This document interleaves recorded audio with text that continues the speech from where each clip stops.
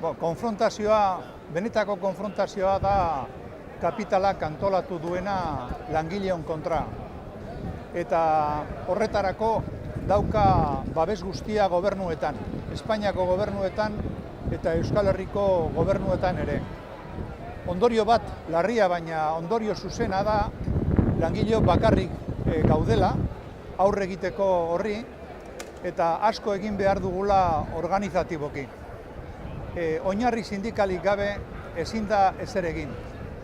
Hortik aurrera elak maiatza lehenaren honetan salatu nahi du Confebask eta Eusko Jaurlaritzaren artean partekatzen dutela sindikalismoaren kontra ekimenak.